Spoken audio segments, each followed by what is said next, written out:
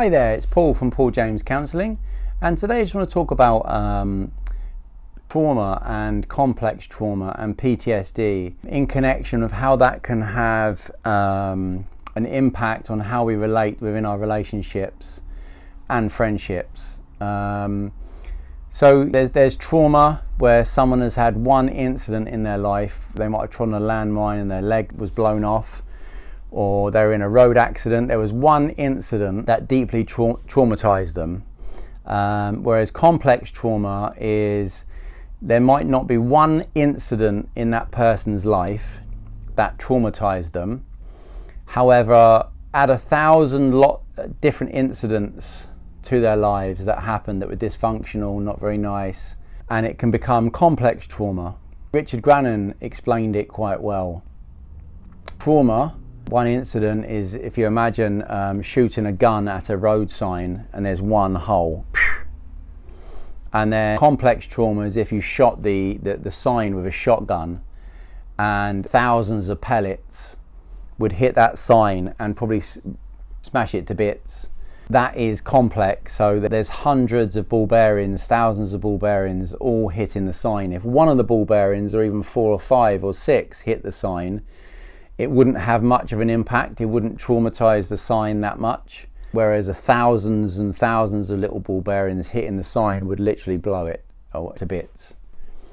And what is trauma? Trauma is something that happens to someone that is beyond what they're able to cope with.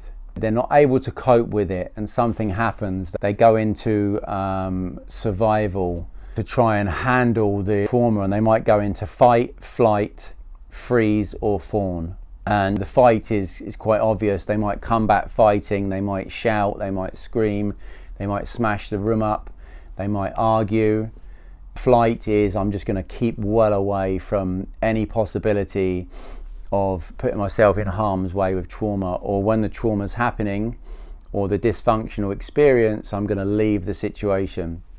Flight can also tap into people's avoidance. If I keep away from the trauma enough, then I won't be traumatized.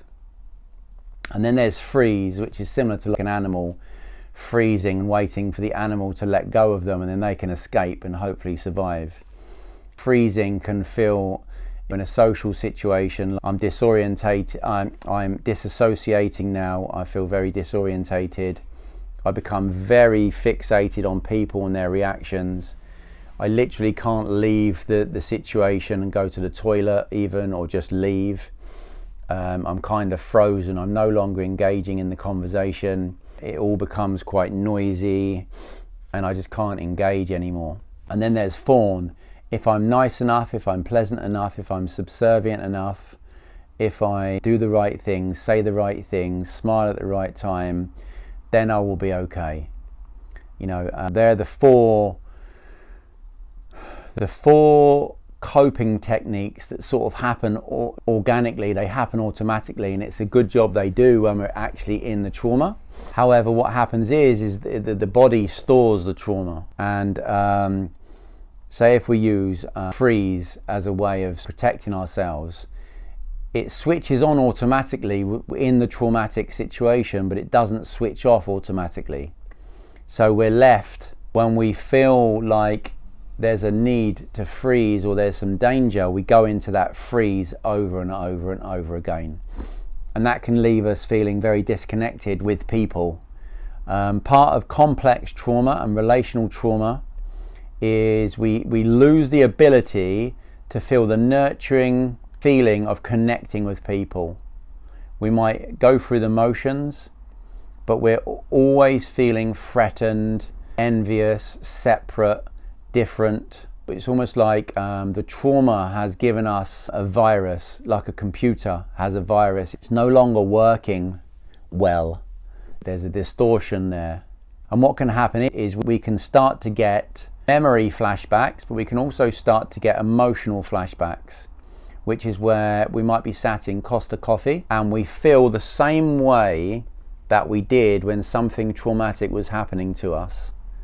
So part of us knows that we're safe and we're in Costa Coffee, But another part is like, I need to get away, I need to flight, I need to leave this place, or I'm freezing and I'm starting to disassociate from the people around me and I'm fixating on their body language. Or I might need to get aggressive, someone's staring at me funny and I need to sort of stare back. Or I need to be super nice to the person serving me coffee and the people around me. You can have my seat, as a way to try and belong. So it gives us an inability to feel the nourishing medicine of connecting with people. And that can leave us feeling quite lonely, separate. And the thing is with complex trauma, where someone, I'm not saying either one's worse than the other, but where if there's one traumatic event, there's no doubt that you've been through trauma. Whereas if it's complex and there's lots of little things, there's not one big thing, we can then turn it on ourselves and blame ourselves. And that adds to all of the pain. Because we can think, well, actually, there's nothing to pinpoint this. It must be me. I must be weird. I must not be trying hard enough. I must not be picking the right friends. I'm not doing it right. And it's not our fault. It's what's happened to us, and it's how we've reacted to that. So, you know, it can leave us feeling very lonely, disconnected, and hopeless. Part of the recovery from trauma is the first part I feel is psychoeducational. First of all, reading a book. There's some good books out there, From Surviving to Thriving with Pete Walker. There's a few other books. There's stuff online. Do your research. A massive step forward in healing from trauma is the psychoeducational part of knowing what it is. This is something, I now know what an emotional flashback is, I now know what complex trauma is, I now know what the 4 F's are. I now know a little bit about that. The second part is, do I accept to my innermost being that I've been traumatized and that I have complex PTSD? Because it can be so hard to go from that blame, no, this is me, I'm wrong, I'm faulty, I'm bad, to actually, this is something that's happened to me and how I've reacted to it. This isn't my fault. Which is really important. So that's the second part. So the first part is psychoeducational. What is trauma? The second part is that me? Do I accept that I have that? And then there's some action around that. And there's lots of different things. There's somatical experiencing. There's EMDR. And there's the rewind technique. I personally have worked with the rewind technique. That's what's helped me.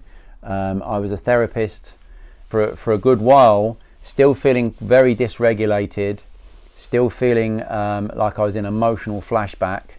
And I tried the rewind technique, which is very visionary.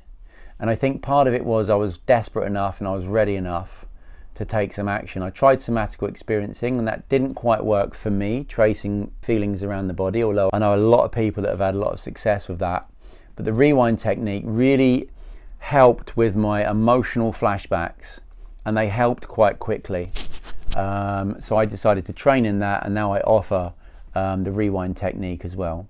And all of this can play a massive part in our romantic relationships, how we relate to our partner, the triggers that we might be having, and identifying, is this a trauma response or is this a genuine want and need from my partner? There is a difference.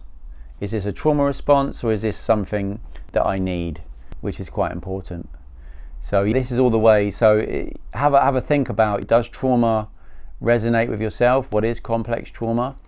What is PTSD? Reoccurring feelings, emotional flashbacks. And is that affecting my relationship and how I relate to my partner? So I'll leave that with you. Thanks for listening, and I'll speak soon. Thank you.